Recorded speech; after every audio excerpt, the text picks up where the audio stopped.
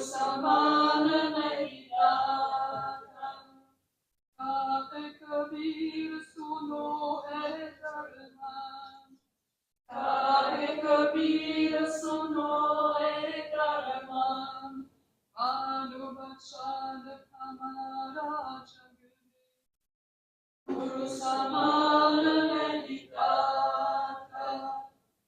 गुरु समान नहीं दाता जग में, गुरु समान नहीं दाता। गुरु समान नहीं दाता जग में, गुरु समान नहीं दाता। हर डकोर मिलो सतगुरु से, हर डकोर मिलो सतगुरु से।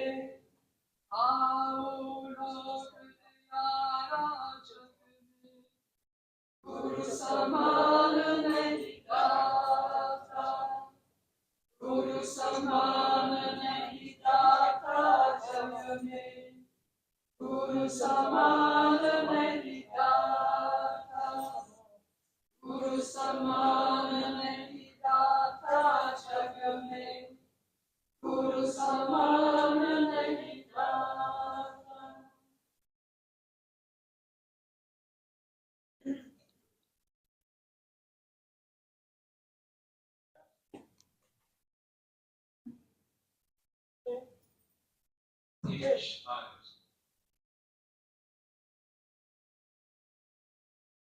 कहे जब से हमने सावन जमाल तेरा, सावन जमाल तेरा, सावन जमाल तेरा।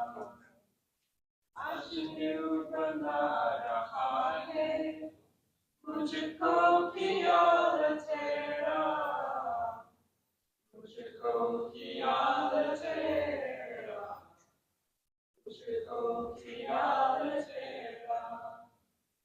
हर गीत गा रहा है हर पल पल तेरा, हर पल पल तेरा, हर पल पल तेरा। हर गीत गा रहा है हर पल पल तेरा, हर पल पल तेरा, हर पल पल तेरा। देखा है जब से हमने सावन जमाल तेरा, सावन जमाल तेरा, सावन जमाल तेरा। मजनू बना रहा है मुझको ख्याल तेरा, मुझको ख्याल तेरा, मुझको ख्याल तेरा। बंदा जो चीज किया है हर जान हर मुलाकात में, अन्ना कमाल तेरा, सावन जमाल तेरा।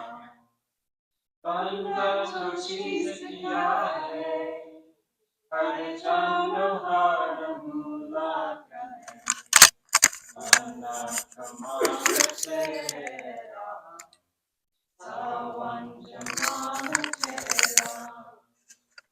देखा है जब से हमने सावन जमाल तेरा, सावन जमाल तेरा, सावन जमाल तेरा। मजनू बनाल तेरा। Think.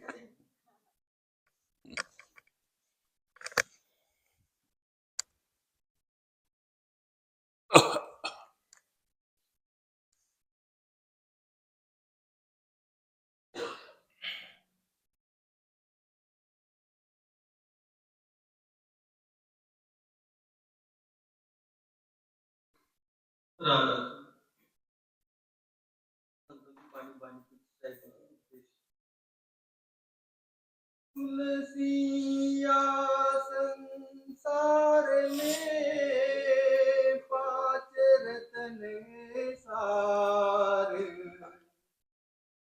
तुलसिया संसार में पांच रतन सार, साध संग सतगुरु शरण दया दीन उपकार। ये परम संत सतगुरु तुलसी साहब जी की बाणी। This is the Bani of Panam Sat Sadguru Tulsi Sahib. तुलसी साहब के बारे में कम लोग जानते हैं, क्योंकि ऐसे तुलसीदास यूपी में एक अच्छे महात्मा हुए जिन्होंने रामचरितमानस लिखा, उनको तो मशहूर है। और उन्हीं के बाद में ये तुलसी साहिब, ये पूना पेशवा परिवार में पैदा हुए थे। Little is known about Tulsi Sahib. There is more literature on Tulsi Das, who before him, Tulsi Sahib, he was from the Peshwa family. हाँ, पूना राज दरबार में ये पैदा हुए, पेशवा परिवार से आते हैं। इनका नाम श्याम राव था, इनके छोटे भाई का नाम बाजीराव था। So he came from the princely family of the Peshwas from Maharashtra, and his name was Sham Rao earlier, and his younger brother's name was Baji Rao. कहते हैं कि आपको बचपन से वैराग्य था, पढ़ाई लिखाई में भी दिल नहीं लगता था, एकांत में जाके कहीं पेड़ के नीचे बैठ के उस मालिक की याद में बैठे रहते। जो पिताजी को अच्छा नहीं लगता कि ये बड़े लड़के हैं, आगे इनको राज चलाना है, बहुत समझाने की कोशिश की। Right from the beginning, Tulsi Sahib had an inclination for God Almighty, and he would always like to be sitting alone in contemplation. So he would not like reading or doing other things like a Peshwa would do. So his father was always worried that he's the eldest son, but he is not inclined towards running the kingdom. इनको बाकी पढ़ाई के साथ साथ घुड़सवारी और तलवारबाजी सब सिखाया, लेकिन फिर भी इनका दिल एकांत पसंद करता था और जा करके कोई चिंतन में बैठ जाते। So his father insisted and got him educated and got him to learn all the arts of warfare, of swordsmanship and horse riding, etc. But despite all of that, Tulsi Sahib always would prefer to be an introvert and to be always in the contemplation of the God Almighty. पिताजी सोचते थे अगर इनको कहीं बाहर जाने का मौका दिया तो ये भाग जाएंगे। राजमहल से बाहर निकलने के लिए इनके लिए पहरा रखा था। His father was always worried that if Tulsi Sahib leaves the palace, he will go away, and therefore a guard was kept to ensure that Tulsi Sahib did not leave the palace. तो इसीलिए 16 साल की उम्र में इनकी शादी भी कर दी कि इनका ख्याल बदलेगा, लेकिन जो लिखित होता है कुछ और ही होता है। आप शादी के बाद 3 साल बाद 19 साल में आपने पिताजी से कहा मैं शिकार खेलने के लिए जाना चाहता हूँ। So when he was 16, his father got him married, thinking that he will now change his mind. But whatever is predestined will always happen. When he was of the age of 19, once he told his father that I want to go out for hunting. तो पिता ने सोचा अच्छी बात है, अगर हिंसा करेंगे, जीव को मारेंगे, तो इनका ख्याल परिवर्तित होगा। So his father thought that it's good if he is going for hunting, if he kills some animal, maybe his mind will change. तो इनके पीछे 50 सैनिक भेजा, अच्छे घुड़सवार। और तुलसी, इनका नाम श्यामराव था। इन्होंने क्या किया, अच्छा घोड़ा चुना जो कि बहुत तेज हो, स्पीड में भागने वाला घोड़ा चुना। और बाकी 50 लोग सैनिक इनके पीछे इनके पिता ने भेजा कि इनका ख्याल रखना, कहीं जंगल से बाहर भाग नहीं जाए। So his father sent about 40 guards with him and to accompany him in the hunting. And his father was also worried that if he should not escape from the jungle and run away. So Shamrao searched for a very strong horse who could run very fast, and he rode that horse, and he went ahead, and the others followed him. जब जंगल में गए 3-4 kilometre अंदर, तो उस मालिक की कुछ कृपा ही ऐसी हुई कि तूफान आया, धूल और हवा एक हो गए, एक दूसरे को दिखाई नहीं देने लगे लोग। और बाकी सैनिक उधर ही चक्कर लगाते रहे और एक घोड़ा दौड़ाते दौड़ाते बहुत दूर निकल गए। So when he went in the forest, it so happened that there was a kind of a dust storm, and in that one could not see each other. All the guards kept moving here and there, but Shamrao then he took his horse and he went far away from there. बाहर जा करके एक गांव के पास में उन्होंने राज से dress उतार दिया, एक पत्थर पे रख दिया सब, और घोड़े को छोड़ दिया, और खाली बनियान चड्डी के ऊपर बैराग अवस्था में वहां से निकल पड़े। So after he went at a good distance, he neared a village and he took out his royal robes and he left them. He left his horse also, and only on his banyan and inner clothes he left from there walking.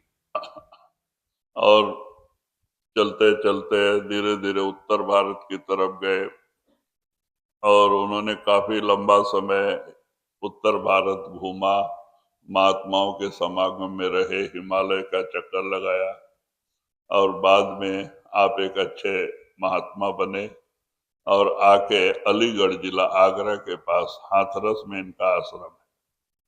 So thereafter, he went to the northern parts of India. He went into Uttar Pradesh and further into the Himalayas in search of godmen. And after roaming a lot of places, he finally settled at a place near Agra, Aligarh, which is called Hathras. Hathras में आज भी तुलसी साहब जी का आश्रम मौजूद है।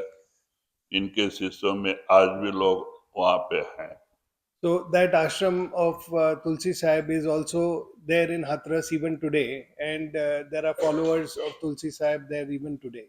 जो आगरा के राधा स्वामी जिनको कहते हैं, स्वामी जी महाराज, इन्हीं के शिष्य थे। So the Swamiji Maharaj, he was the initiate of Tulsi Sahib. तो एक बड़े अच्छे पहुंचे हुए महात्मा थे। ये हमेशा कंबल ओढ़े एक बैराग्य की अवस्था में पड़े रहते थे, और इनको योगी योगी कहते थे। इन्होंने एक योगिया वाला गांव बसाया। So he would dress only with, he would just take a blanket and cover himself. And he was called Yogi.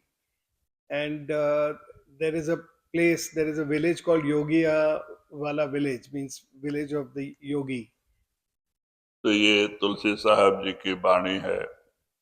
आप कहते हैं कि तुलसी साहब जी, इस वाणी में आप इशारा देते हैं कि 5 रतन है सार, साध संग सदगुरु शरण दया दीन उपकार। कहते हैं ये दुनिया में 5 रत्न है, अगर ये 5 रत्न जिसको मिल जाए तो उसका काम बन जाता है और ऐसे आत्माएं परमात्मा के साथ मिल जाती है। So this is the Bani of Tulsi Sahib. So in this Bani, he says that there are five priceless jewels, and if someone gets these priceless jewels, then he is able to get salvation from here. जिसके अंदर ये गुण आ जाते हैं और ये चीजें जिनको हासिल होती हैं तो परमात्मा का मिलना कहीं दूर नहीं होता। So if someone gets these five priceless jewels and he procures these and he keeps these, then for him to get the manifestation of God Almighty is not difficult. तो कहते हैं साध संग सदगुरु शरण, कहते हैं कि साधुओं का समागम मिल जाए तो साधुओं के समागम से सच्चाई का पता चलता है, मानव शरीर की कीमत क्या है, परमात्मा ने ये मानव शरीर क्यों दिया है, हम क्या कर रहे हैं, क्या करना चाहिए, ये जानकारी होती है। So the first is the company of the masters. By going in the company of the masters, we understand the importance of this life, this human life that is given to us.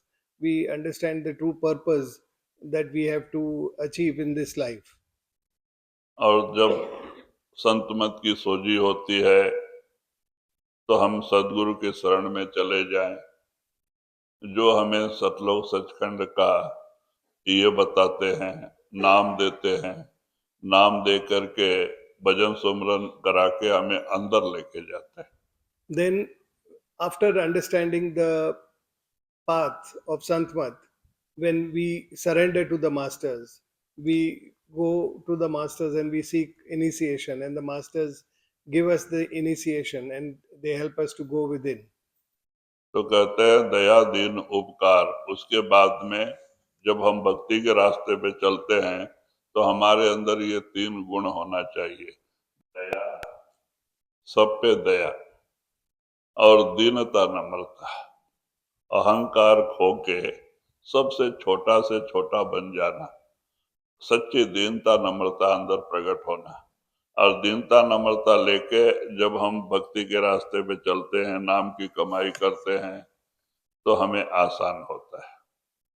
So, the other three are what we should all develop within ourselves, and that is to have compassion, be humble, and be have humility and humbleness, and be compassionate. जीवों पे दया और उपकार, लोगों का उपकार करना, कहते ये गुण जिसके अंदर हैं वही सच्चा साधु है। And the third is to do selfless service towards others, to help the others, all the needy people, to help them. So to have compassion, to have humility, and to be selfless in our service to the others. जैसो तैसो बात की आवे गुरु की ओट, जैसो तैसो बात की आवे गुरु की ओट, गांठ बांधे संत से ना पर की कर कोट। तो कहते हैं कि कैसे कैसे भी पापी, चाहे वो पुण्यवान हो चाहे पापी हो, जो संतों की शरण में आते हैं, अगर वो ये गुण लेकर के भक्ति में लग जाए और वहाँ ये ना सोचे कि ये संत पूरा है अधूरा है, या और संतों के बारे में कोई ये नहीं खोदना नहीं चाहिए, कमाई करना चाहिए, साधन में लग जाना चाहिए, तो कामयाबी हासिल होती है। He says that if when you go to the masters, you should have faith in the master. You should not be in two minds. You should not keep searching for masters. Once you have made a master, you should have full faith in the master and do your practices very earnestly and very dedicatedly, and continue with these three virtues of compassion, humility, and selfless service. If you do that, then it is not difficult for you to go within and manifest God Almighty. इसीलिए विश्वास पक्का होना चाहिए, सच्ची भक्ति होनी चाहिए, प्रेम और प्यार होना चाहिए। और प्रेम और प्यार के बगैर सच्ची भक्ति नहीं हो सकती। इसीलिए महात्मा कहते हैं प्रेम तो एक ही है, भावे ताहि लगाए। या तो दुनिया से जोड़ दो या तो सदगुरु के चरणों से रख दो। लेकिन महात्मा क्या कहते हैं, भाई दोनों काम करना है। दुनियावी कारोबार करते हुए भक्ति करना है। तो हमें शंका हो सकता है ये कैसे हो सकता है। So we should have faith in the Master, and we should do true devotion towards the Master. We can do true devotion towards the Master when we have love and affection for the Master. Now, there is only one love that we have, and either we focus that love towards our Master or we have that love scattered in this world outside. So, when we develop that true love for the Master, only then we will be able to do true devotion towards the Master. But at the same time, the Masters say that you cannot leave this world and only do that. So you have to work and do your duties towards this world and keep your attention towards the Master. क्योंकि सच्ची भक्ति तभी हो सकती है जब गुरु के चरणों से सच्चा प्रेम और प्यार हो। तो कहते हैं कि दुनिया से भी प्रेम प्यार के बगैर दुनिया का नहीं चलता है, तो हम कैसे रह सकते हैं। बात ठीक है, लेकिन हम ये सोच ले, महात्मा सत्संग में हमेशा ये बात कहते हैं कि ये काल और माया की नगरी है, सुख दुख की नगरी है, जन्म मरण की नगरी है। हाँ, और हम भी देख रहे हैं कि ये सब नाशवान है। जो आज है वो कल नहीं रहना है, जो कल है वो परसों नहीं रहना है। परिवर्तनशील संसार। तो ये सोच लेना कि दुनिया झूठी है और दुनिया से प्रेम प्यार हटा लेना, सदगुरु के चरणों से जोड़ देना और गुरु का बन के अपना ड्यूटी बजाना, सब काम करना, बाल बच्चे में रहना, नौकरी करना, बिजनेस करना, धंधा करना, गुरु का बन के। तो हमारा यह लोक और परलोक दोनों बन जाता है। So you will only be able to do true devotion when you have love and affection towards the Master. But that love and affection is in the world outside. And the question arises that if we have to have love only for the Master, then how do we go about everything that we do in this world? Because that also needs love and affection. So the question is right. The Masters say that, and in all satsangs, the Masters keep repeating this again and again.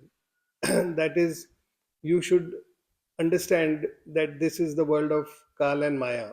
This is not a permanent world, and nothing here is going to remain forever.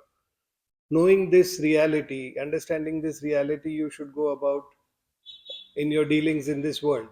And gradually, but surely, you should have your love moved out from this world and focused at the feet of the Master. So, you should understand yourself as belonging to the Master and going about doing all your worldly activities, your work related, your family related, and all the other activities you go about as a duty belonging to the Master. बहुत सारे महात्मा गृहस्थ आश्रम में हो गए। हम रोज रोज उदाहरण बताते हैं। कबीर साहब जी भी गृहस्थ आश्रम में रह के एक अच्छे महात्मा बने। रविदास भी गृहस्थ आश्रम में रहे। गुरु नानक जी गृहस्थ आश्रम में रहे। हमारे महाराज सावन सिंह महाराज भी गृहस्थ आश्रम में रहे। तो गृहस्थ आश्रम में रह के भक्ति नहीं हो सकती, ऐसा कभी सोचना ही नहीं चाहिए। लेकिन उसके लिए अपने अंदर परिवर्तन आना चाहिए। जैसे माया मन रमे तैसे रमे जो राम। जैसे हमारा मन दुनिया में रमा, माया का रूप हुआ है, और वैसे अगर वो गुरु रूप हो जाए, नाम रूप हो जाए, तो काम बन जाए। रहो बाल बच्चे में, आप सब काम करो, आपका मन नाम से जोड़ के रखो, गुरु के चरणों से जोड़ के रखो। ये सोचना रहना नहीं देश बेगाना है, हमें यहाँ नहीं रहना है, ये बेगाना दूसरे का देश है भी ऐसा ही। हम देख रहे हैं हमारे कितने लोग हमारा साथ छोड़ के रोज जा रहे हैं, हम ही उनको ले जाके चिता पे लिटा के आग लगा के आते हैं। हाँ, तो कहते हैं कल हमारी भी वही बारी है, हम क्या लेके गए, वो लोग क्या लेके गए, हम क्या लेके जाएंगे। So the we can see examples of so many masters. They have been living in households. It's not that in Santmat we should believe that we cannot stay in households and follow Santmat. That is a wrong belief. If you see the life of Kabir Sahib or you see the life of Guru Nanak Sahib, even Sawan Singh Ji Maharaj, all of them have had households and all of them have run their families, been in their families, and had very successful families and done everything that uh, uh, that one would expect from a householder to do. But while doing all this, we should remember that there is no permanence in this. There is no. This is all temporary. In this life itself, we have gone to the crematorium and we have cremated so many near and dear ones, and we have seen that they have not been able to take anything with them, and we should also not believe that we will be able to take anything with us. So in our mind, the way we are scattered in all the worldly things, in the worldly thoughts and in everything around us, the way our mind is constantly scattered in that thought, if that mind starts thinking about God Almighty and about Sadguru, about Nam, and starts focusing inwardly towards Nam, towards our Sadguru, and develop that love and affection towards Him, then our work is done. So it's only a matter of moving that inwardly attention that we have outside towards our Master within. Then our work will be done. लेकिन हमारा उससे उल्टा व्यवहार है। हम तो दुनिया से एकदम चिपड़े हुए हैं, एकदम सच्चा प्रेम प्यार दुनिया को बांध दिया है और ऊपर ऊपर भक्ति करते हैं। स्वामी जी महाराज ने कहा है ना, गुरु को ऊपर ऊपर गाता, गुरु को दिल भीतर नहीं लाता। ऊपर ऊपर तो गुरु का गान करते हैं, भक्ति करते हैं, लेकिन अंदर दुनिया को बसा के बैठते हैं, सच्चा प्रेम प्यार दुनिया से बांध देते हैं। तो इसीलिए हमारे अंदर कोई परिवर्तन नहीं आता, हम जैसे हैं वैसे ही रह जाते हैं। लेकिन जिन महात्माओं ने इससे उल्टा सब अपना प्रेम प्यार सदगुरु के चरणों से जोड़ा, रात दिन उनकी याद में रह के दुनियादारी की, वो दुनिया से तर गए, दुनिया में भी सुखी रहे और वो दुनिया से तर गए। आज वो सतलोक सचखंड में अपने पिता परमात्मा की गोद में पहुंच गए। But what we do is exactly the opposite. We are so badly stuck in our thoughts in this world. We are so badly stuck in our attachments and everything around us, and we don't have that love and affection for our Master within. But outwardly and superficially, we show a lot of devotion. We show a lot of talk about our masters. Swamiji Maharaj also says in his Bani that uh, outwardly you show a lot of devotion to the master, but inwardly you do not bring your master within. Inwardly you are carrying this world within and everything around it. You are entangled in this world.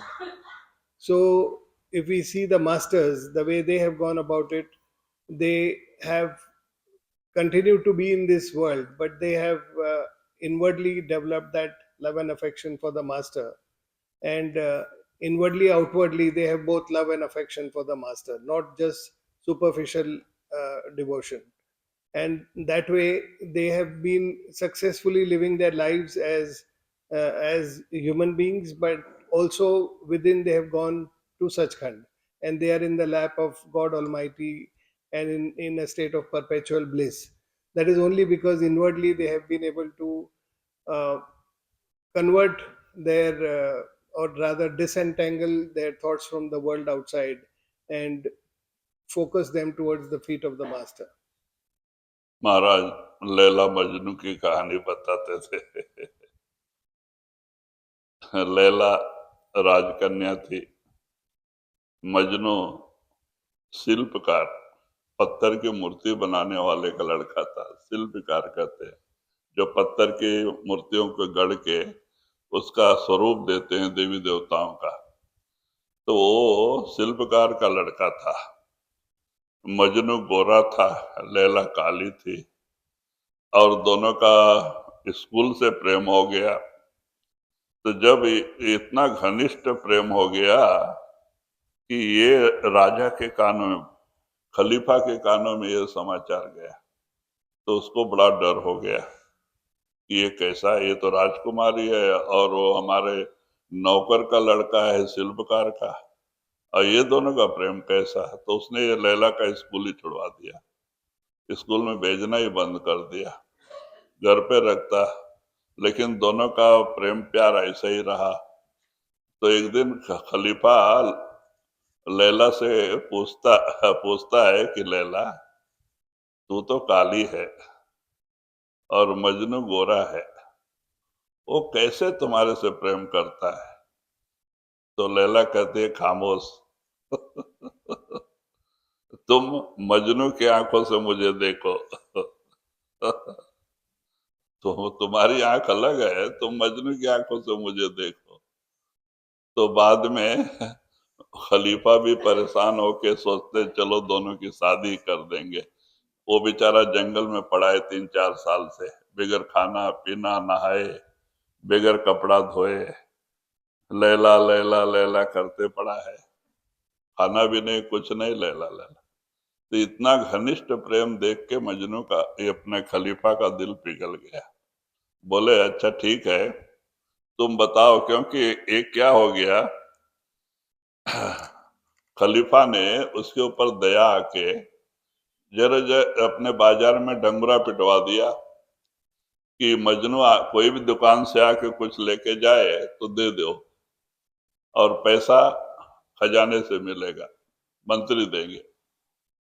अब धीरे धीरे धीरे धीरे नया नया मजनू तैयार होने लगे, सब बाल बढ़ा के, गंदा कपड़ा पहन के, गली गली घूमने वाले मजनू बढ़ते गए। धीरे धीरे महीने के अंदर सैकड़ों मजनू तैयार हो गए।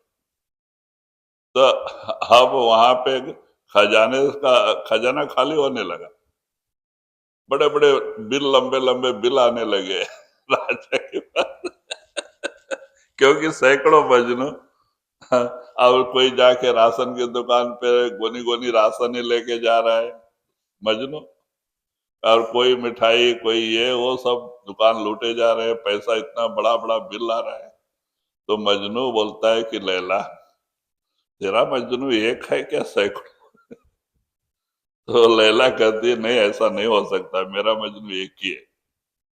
अच्छा तो दिखा। तो लैला ने क्या कि अच्छा तुमको देखना है तो देखो। तो उसने राजमहल से एक फरलांग तक ऐसे थोड़ा क्रॉस में तार लगवाया कांटे का, खाली 5 फीट रास्ता, और वो तार लगवा दिया, और बीच में क्या किया, जलता हुआ अंगार बिछा दिया बीच रास्ते पे, यहां से वहां तक 1.5 फरलांग 2 फरलांग अंगार कोयले का आग जलता रहता, और चारों तरफ से डंगरा पिटवा दिया, गलियों में, जंगलों में, जगह जगह सबके कानों में गया, जो मजनू है लैला आके बैठी है गेट पे, और आके मिल के जाए। लैला ने संदेश भिजवा दिया, डंगरा पिटवा दिया। अब लैला ने क्या किया, एक 2 फरलांग के आगे और स्टेज बनाई थी, और स्टेज जो है कि 6 फीट का स्टेज बना के ऊपर बैठी थी, और डंगरा पिटवा दिया कि मजनू से लैला मिलना चाहती है, आ जाए। अब ये नकली मजनू भाग भाग के आने लगे, चलो सामान मिला, अब लैला भी मिल रही है। सब भाग भाग के आते थे। तो लैला ने पहले ही 4 जवान अच्छा रखे थे गेट में, कि जो अंगार देख के, अभी एकदम गेट के पास आने तक अंगार दिखता नहीं था, ऐसा था। तो वो जो अंगार देख के पीछे भागे, उसको कमरे में बंद करो, बड़ा हॉल था, उसमें बंद करो। तो ऐसा करके जो भी आवे, लैला कहाँ, देखो उधर बैठा है। तो जब वो लैला की तरफ देखे और नीचे अंगार, अब आग पे इतना दूर कैसे भाग के जाए, तो पीछे भागते थे, उनको पकड़ के अंदर डाल देते थे, बाहर तक जाने ही नहीं देते थे। तो ऐसे सैकड़ों मजनू गिरफ्तार हो गए, कैद हो गए। तो बाद में वो मजनू तो कहीं जंगल में बैठा था, पटा पुराना कपड़ा में लपेट के। तो कोई घुड़सवार जाके उनको भी बोला कि अरे लैला आके बैठी है गेट पे, सवेरे से तुम्हारे मिलने के लिए इंतजार कर रही। तो वो मजनू भी भागा भागा आया। भागा भागा आया, जब गेट पे आके पूछता है लैला कहाँ है, तो देखो उधर। तो उसने लैला को देखा, आग नहीं देखा, लैला को देखा, और लैला के ऊपर उसकी दृष्टि टिकी और आग पे भागते भागते भागते चला गया। और लैला ने उसका दोनों हाथ पकड़ के उसको बगल में बिठा लिया। तो पिताजी से, खलीफा से कहती है कि पिताजी ये मेरे मजनू है। तो इतना सच्चा प्रेम प्यार देख के मजनू ने उन दोनों की शादी कर दी। Sanji used to tell the story of Laila and Majnun. Laila was a princess, but she was of a very dark complexion. And Majnu, he was the son of an artisan. He was the son of a sculpturer, and that sculpturer used to work in the palace. So he was in a way a servant of the king, and Majnu was his son. And both Laila and Majnu, they used to study in the same school, and both of them used to love each other very much. So they such that soon the word got to the king also, Khalifa, and Khalifa got to know that there is love between Majnu and Laila. So he discontinued the school of Laila. He stopped her from going to school. And Majnu then, in absence of Laila, he also went in the jungles and he started living there. And in the remembrance of Laila, and he was feeling very sad and lonely, and he he was staying alone in the jungle. So Khalifa was curious as to how this love is such.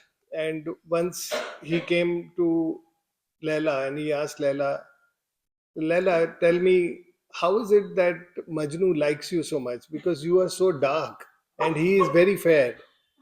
So she told him, no, no, you keep quiet. You first, if you want to really know, then you have to see me with the eyes of Majnu. Only then you will see how beautiful I am.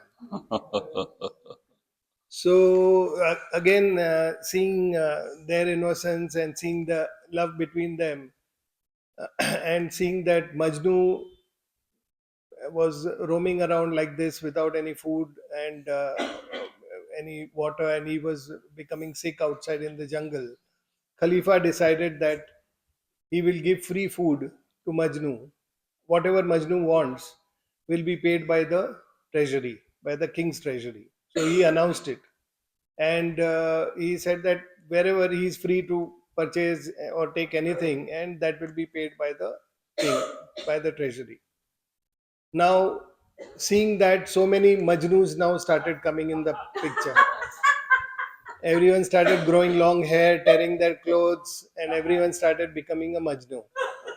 And they started purchasing things, so people would buy tons of rations and sweets and clothes, and that way the huge number of bills started coming to the treasury, and the treasury started getting empty.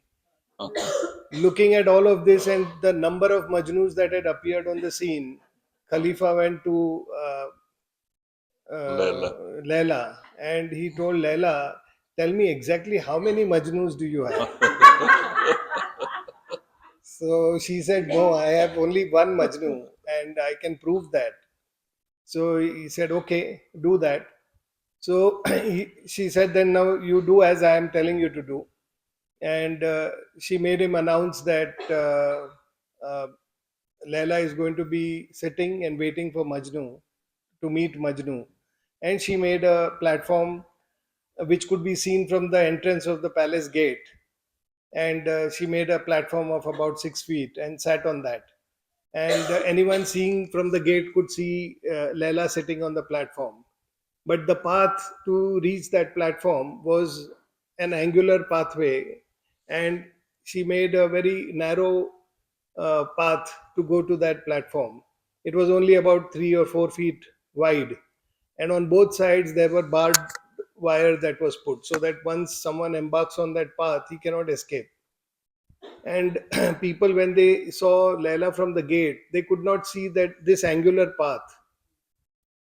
And on that angular path, then she put hot coal, and burning coal was put on, and on the entire path right up to the platform, which was a few which was at a distance a few 100 meters away. Now, all the Majnus who had been enjoying the benefits of the treasury, they all felt that now we have had so much, and we are also getting Majnu, and we are also getting Laila, and we are also getting the kingdom. So why not try that? So she now kept four strong bodyguards, strong bouncers at the gate, and she said that if someone comes to the gate and starts walking on this path and seeing the coal, if he runs, then you catch him and you arrest that person. So that way, one by one, the Majnus started appearing at the palace. And as soon they would see Laila in the front, but as soon as they entered the gate, they would have to walk on that hot coal. So seeing that, they would return, and they were caught by those four bodyguards and imprisoned. So that way, a big room full of all these imprisoned people was filled up. News also got to Majnu, who was in the jungle. Someone informed him also that today you have the opportunity to meet Laila. Why don't you go? She's already announced it. And Majnu felt that's great because he had not got an opportunity to meet her. So he ran also to the palace. And when he saw Majnu, he didn't bother about the coal, and he just ran on that path and reached Laila.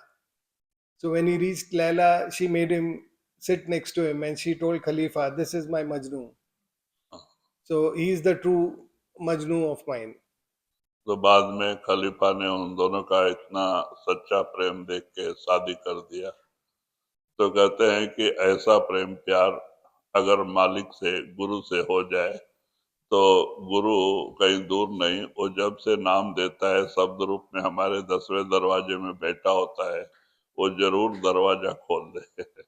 So she made him sit and then she showed Khalifa, and then Khalifa married got both of them married. So, like that, if we have love and affection towards the master, we develop that kind of love, selfless love for the master, then he is not far away, he is within, and he will definitely shower his grace upon us. सोना काई नहीं लगे लोहा गुन नहीं खाई सोना काई नहीं लगे लोहा गुन नहीं खाई बुरा भला जो गुरु भगत कबहू नरक न जाई। तो वही तुलसी साहब जी कहते हैं कि जिस तरह से सोने को काई जंग नहीं लगता, सोना चाहे हजारों साल भी मट्टी में दबा रहे तो भी उसे जंग नहीं लगता, और लोहा को कीड़ा नहीं पकड़ते, कितना बरस भी पड़ा रहे मट्टी में। तो कहते हैं ऐसे ही भला बुरा जो गुरु भगत कबो नरक न जाए, चाहे वो गुरु का शिष्य कितना बुरा ही हो या अच्छा हो, वो कभी नरक में नहीं जाता। So, Tulsi Sahib says that just like gold, it does not rust, even if gold is there in the soil for thousands of years, it will not rust. And likewise, iron is not eaten by the insects. If that also is there for thousands of years, it will not be eaten by the insects. Like that, whether a devotee is a good devotee or a bad devotee, he will never go to hell. क्योंकि नाम जो संत देते हैं वो जो शब्द हमारे 10वें दरवाजे में धुनकार दे रहा हो, सतलोक सचखंड से आके वहां टिका हुआ है, वो पवित्र है, निर्मल है। और नामदान के दिन वो शब्द से हमारी आत्मा को जोड़ते हैं और फिर वही शब्द वो कभी छोड़ता नहीं। वो क्या करेगा, अगर आपने मन का कहना माना, गुरु का कहना नहीं माना, पाप किया, तो आपको जो है एक जन्म मानव शरीर में भेज के उस पाप का दंड दिलवाएगा। लेकिन वो नाम का बीज खत्म नहीं होता है। और फिर भी जो संत होते हैं वो उसको अपने शरण में लेके उसका उद्धार करते हैं, लेकिन वो कभी मृतलोक में माने नरकों में नहीं जाता। That is because when the masters initiate us, they tie the soul with the holy sound current, which is coming from Sachkhand, Satlok, and it is resonating at the eye center. So there is a connection between that Nam and the soul. So even if the jiva, under the influence of the mind, gets away from the path and starts doing things which are forbidden by the master, the Nam will not leave the that jiva, but the Nam may decide to have that jiva be given another birth, so that he can pay and be redeem the karmas that he has built up in that previous life. But that jiva will never go into hell for the redemption of those karmas. It will always be taken back by Nam. तो कहते हैं इस तरह से जो नाम संतों ने घट में बीज डाल दिया वो कभी नाश नहीं होता है और ऐसे जीव नरकों में कभी जाते नहीं, मानव शरीर के नीचे नहीं जाते। लेकिन मानव शरीर उन्हीं को मिलता है जो नाम लेके गुरु का हुक्म नहीं मानते, मन के दायरे में खाना पीना, मांस मछली में खाने पीने में पड़ जाते हैं। तो ऐसे लोगों के लिए गुरु नहीं आता है, तो उनको एक जन्म मानव शरीर लेना पड़ता है। So, for all the initiates who are connected with Nam, they will never have to go to hell because they are connected with Nam. And only those initiates have to come back in this world as again as a human and not below the in no form below the human being, because they have got away from the path, not listened to the masters, and again taken to eating non-vegetarian food or drinking intoxicants or doing other things which have been forbidden by the master. So only for such people, such jivas, they have to come back in this world, but they will also be taken back by Nam. तो कहते हैं वो मानव शरीर से नीचे संत नहीं छोड़ते, जाने नहीं देते और संतों का जीव कभी नरकों में नहीं जाता। So therefore, the masters will never let that jiva go below the form of a human, and never let that jiva go into hell. दर दरबारी साधे उनसे सब कुछ होए, दर दरबारी साधे उनसे सब कुछ होए, तुरंत मिलावे नाम से उन्हें मिले जो कोई। तो वही कहते हैं कि जो साधु संत हैं वो परमात्मा के दरबारी होते हैं। परमात्मा ने उनको वो ताकत दिया होता है, जो भी उनके शरण में जाता है तो उन्हीं को शब्द से जोड़ करके भक्ति करा के वो परमात्मा के पास ले जाता है। He says that the masters, they are in the court of God Almighty, and they have been given the power by God Almighty that they can bring any jiva, make him do his devotion, and bring him back to God Almighty. कहते हैं करोड़ों जन्मों के पुण्य होवे तो मानव शरीर मिलते हैं, उस प्रभु परमात्मा की कृपा होवे तो ही संतों का समागम मिलता है। So it is said that if you have the good deeds of tens of millions of previous lives, you get the life of a human being. And if you have the grace of God Almighty, then you come in the company of the masters. कहते हैं, जिनको सतगुरु मिल लिया उनका लेखा निबड़ा, जिनको एक बार कामिल मुर्शिद पूरा गुरु मिल गए उनका आना जाना खत्म हो And if Jiva comes in the company of the masters, then his work is done. He gets his salvation, and his he gets out of this cycle of life and death. काम क्रोध मद लोभ की जब लग मन में खान, काम क्रोध मद लोभ की जब लग मन में खान, तुलसी पंडित मूर्खा दोनों एक समान। तो वही आप तुलसी साहब जी कहते हैं कि काम क्रोध लोभ मोह का जब तक हृदय में उसका अंदर सब वही भरे हुए हैं और उसी में उसका व्यवहार है, तो वो कितना बड़ा पंडित हो या मूर्ख हो, दोनों एक समान, दोनों एक ही समान है। So Tulsi Sahib says that in your heart, if it is filled with lust and greed and passion, and then you are no different, whether it is whether you are a learned person or you are a fool. It doesn't make a difference.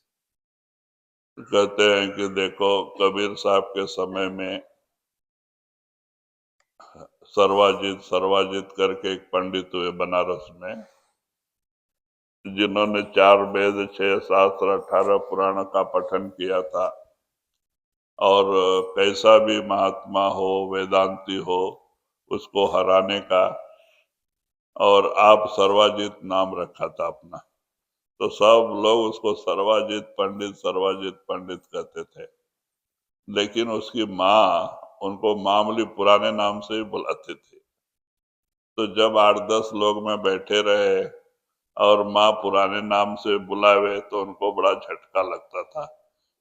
तो उन्होंने एक दिन माँ से पूछा कि माँ, सब लोग सर्वाजित पंडित बुलाते हैं, तुम क्यों पुराने नाम से बुलाती है? 4 आदमी मेरा इज्जत जाता है।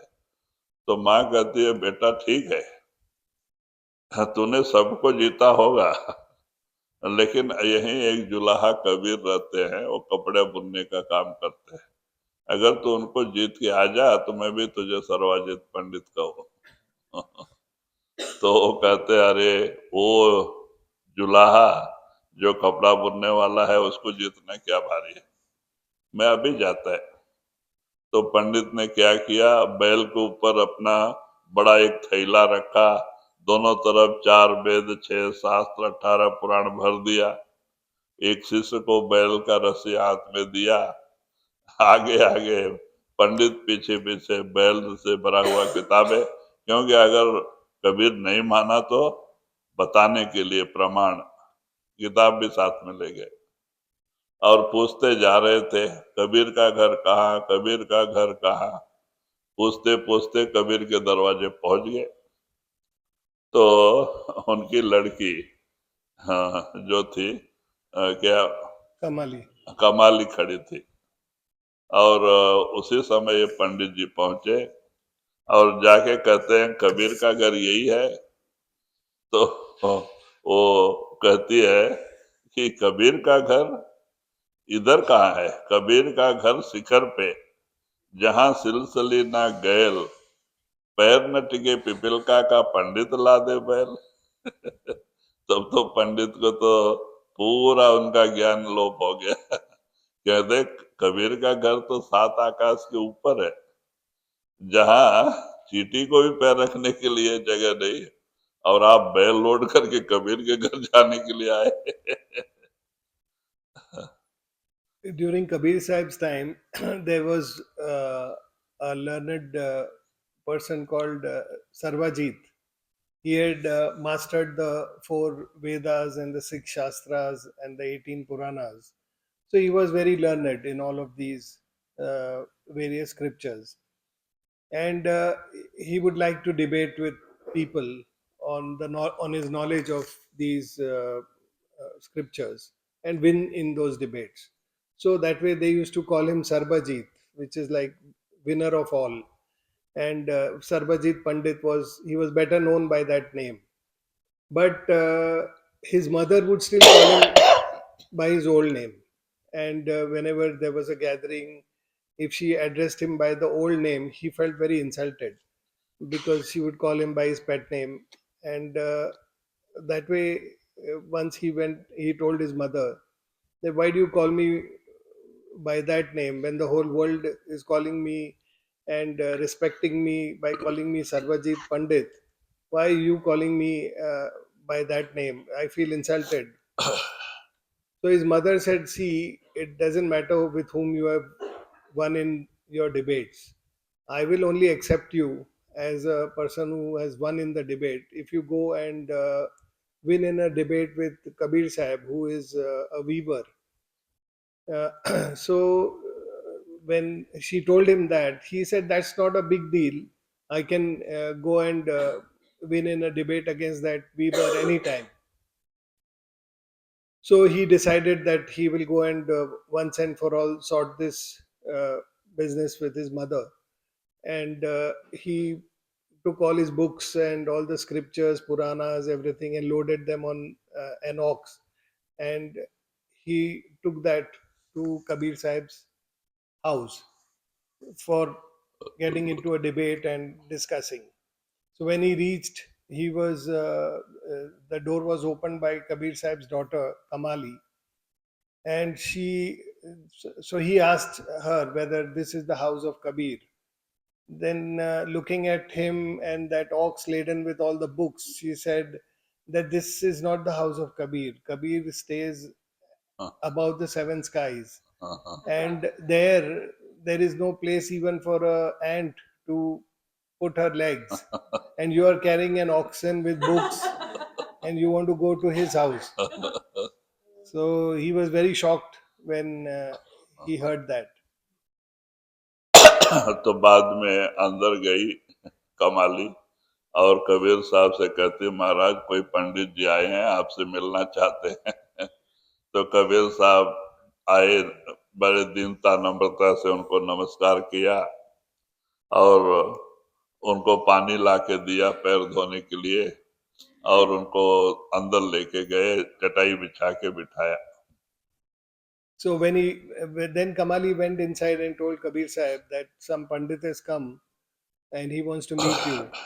So Kabir Sahib came and he extended his hospitality. He brought a pail of water and washed the feet of that Pandit, and then ushered him in and made him sit on a mat. तो बाद में बिठाए, पानी उनी पिलाए, क्योंकि संतों के अंदर सच्ची दीनता नम्रता होती है, और पिला के पूछते हैं कि पंडित जी आपके आने का कारण क्या है। And then he offered water because saints are very humble. They are always humble. And after he extended all the courtesies, he asked Pandit as to the reason for his visit. तो पंडित ने बताया कि ऐसी ऐसी बात है, मैं आपसे वाद विवाद करने के लिए आया, शास्त्रार्थ करने के लिए आया। तो कबीर साहब कहते हैं, पंडित जी आप पंडित हैं, ज्ञानी हैं, पढ़े लिखे हैं, और मैं अनपढ़ जुलाहा, और अनपढ़ के साथ आप पढ़े लिखे वाद विवाद करें तो आपको शोभा देती है, लेकिन क्यों करना, वो बताओ। तो बोलते हैं, मेरी माँ ने ऐसा कहा है। तो वो कौन सी बड़ी बात है, आप लिख दो, कबीर हारा सर्वजित जीता, मैं साइन कर देता हूँ, लेके जाओ। अब क्या है वाद विवाद करने से। तो बोलते हैं, अच्छा हो गया, चलो। तो उन्होंने बहुत समझ के लिखा, कबीर हारा सर्वजित जीता, और बार बार पढ़ा और साइन करवा के लेके गए और ले जाके अपने माँ के सामने फेंक दिया कि पढ़। तो माँ कहती, बेटा मैं तो अनपढ़ हूँ, मैं तो पढ़ा ही नहीं हूँ, तू पढ़ के तो बता। तो जब वो पढ़ने लगता है सर्वजित पंडित, तो उल्टा हो गया, कबीर जीता और सर्वजित हारा। तब तो उसको साख लगा, ये क्या कोई मंत्र तंत्र तो नहीं करता, क्योंकि मैंने बार बार पढ़ा वही बात है, और यहाँ आके कैसे उल्टा हो गया। तो बाद में आप आंख फाड़ फाड़ के देखते हैं, तो कहते नहीं, लिखने में गलती हो गई, फिर एक बार जाके आता हूँ। फिर आए, फिर कहते महाराज गलती हो गई लिखने में। तो बोला अच्छा फिर से लिख दो। तो फिर लिखा, सर्वाजीत जीता और कबीर हारा, और अच्छा पढ़ा, 10 बार पढ़ा। फिर बाद में उसको साइन करवाया, लेके गया, और वहां जाके पढ़ने के समय फिर उल्टा हो गया। सर्वाजीत हारा और कबीर जीता। तो बोलता अरे क्या माया है, वो ये कोई जादूगर है, ये उल्टा कर दे रहा है। तो हाँ, आंख फाड़ फाड़ के देखता है कि मैंने खुद लिखा, कोई दूसरा लिखे तो गलती हो गई होगी। तो माँ कहती है कि बेटा ये तेरे बुद्धि के समझ के परे है, ये ये पढ़ना लिखना ये सब तुम्हें बहन मुक्ति नहीं देगी। तो कबीर के पास जा और उपदेश ले ले। उनका अहंकार चला गया, और आके कबीर साहब के चरणों पे गिरे और उपदेश लिया, सुर शब्द का अभ्यास करके एक अच्छे महात्मा बने। So Kabir Sahib asked him as to the reason of his visit, and then Sarvajit told him that look, I've come to discuss the Shastras, the all the holy scriptures, and debate with you. So Kabir Sahib said, but you are such a learned person. You have read all of these, and I am an illiterate weaver.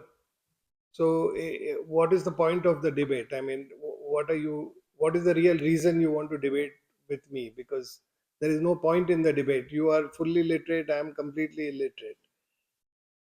So Sarvajit then told him that look, the issue is like this: that my mother calls me by the old name, and she refuses to call me Sarvajit because I have not. She has asked me to win a debate with you. So then Kabir Sahib said, then what is the big deal? So you just tell her that you have won the debate. So you can, there's no need to go through all this debate and everything. You just write down what you have to write. I will sign and I will accept defeat. So Sarvajit said, okay, this is good. This is convenient. And he immediately wrote on a paper that Sarvajit has won the debate and Kabir has lost the debate. And he read this 2 3 times, made sure everything is all proper, and then he gave Kabir Sahib to sign that letter. And Kabir Sahib willingly obliged and he signed that letter. So he proudly went back to his mother and threw that letter in front of her and said, see, I've won the debate with Kabir. She said, I'm illiterate, I cannot read, why don't you only read and tell me what is written? So he started reading. Now, when he read, it was written Kabir has won the debate and Sarvajit has lost the debate. So he could not believe his eyes. He read it 5 10 times. He said, this is not possible. Maybe Kabir has done some mantra or something and he's converted that writing because I had read it before writing. But maybe I have made a mistake or something. So he said, I'll just go back and come. He again went to Kabir Sahib's house and he told Kabir Sahib that, look, I think I made a mistake in the writing. So Kabir Sahib said, no problem, you write again. And he wrote again. This time he read it 10 times to make sure that Sarvajit has won the debate and Kabir has lost the debate. And after reading again and again, he was sure. Then he got the signature of Kabir Sahib on it. And he went back. Now, when he went back and read it out to his mother again, the same thing happened. He had written that Sarvajit has lost and Kabir has won. So he felt that there is some maya that is being done by Kabir. Because when I'm writing there, it's not that someone else has written the letter, I have only written it. And I have read it so many times, so this cannot happen. But so when he was doing that, then his mother said, see, what Kabir is, he is beyond your intellect. So you will not be able to win this by your intellect. Instead, go and accept him as your master, beg at his feet, and ask him for forgiveness. You go to him. And then Sarvajit came to Kabir Sahib, and he took initiation from Kabir Sahib, and he became a good Mahatma. वो काम क्रोध मद लोभ की जब लग मन में खान, काम क्रोध मद लोभ की जब लग मन में खान, तुलसी पंडित मूर्खा दोनों एक समान। तो इसीलिए तुलसी साहब जी कहते हैं कि जब तक, क्योंकि निरंजन ने जब से ये आत्मा को इस शरीर में कैद किया तो अपना अंश मन साथ में रख दिया कि किसी भी तरह से ये भक्ति करके निकल के जाने नहीं पावे, और मन हमेशा ये झूठे दुनिया के चिंतन में लगा देता है और भजन सुमरन नहीं करने देता है। तो मन जो है निरंजन का अंश है, और ये पांच चोर हैं जो काम क्रोध लोभ मोह अहंकार, ये माया के अंश है। माया ने अपने पांच अंश रख दिए कि किसी भी तरह से ये भक्ति करके या इस हमारे देश से निकल के जाने नहीं पावे। और ये जो पांचों और छठा मन, ये जो है बहुत जबरदस्त तरीके से इसे भूल भरम में डाल के रखते हैं और गुरु का हुक्म नहीं मानने देते, उस पर चलने भी नहीं देते। When the soul came into this world, Maya cast it into different forms, and Maya set five of her essences with uh, with the soul, and Niranjan Kal Niranjan set his own essence, that is the mind. So Niranjan knew that the soul may want to go back, so he set the mind as his own essence to discourage the soul and entangle the soul in this world. So the mind is always attuned to be entangled in this world. It does not let the soul leave this world, and it is driven by the five essences given by Maya, which is lust, greed, attachment, ego, uh, and anger. These are the five essences that the soul, that Maya has put along with the mind. So these five vices and the mind, they do not allow the soul to get disentangled from this world. तो वही तुलसी साहब जी कहते हैं, जब तक कि इनका गुण लोगों के अंदर प्रबल है तब तक चाहे वो पंडित हो या मूर्ख हो, दोनों एक समान है। So the Tulsi Sahib says that till these essences are dominant in a jiva, he's whether he's a learned person or he's an ignorant or a illiterate person or a fool, it doesn't matter. All are the same when they are dominated by these five vices in the mind. और भक्ति में सफलता प्राप्त नहीं हो पाती। And therefore we are not able to we are not able to get successful on the path of devotion. वही ले लो। काम क्रोध मद लोभ की जब लग मन में खान, काम क्रोध मद लोभ की जब लग मन में खान, तुलसी पंडित मूर्खा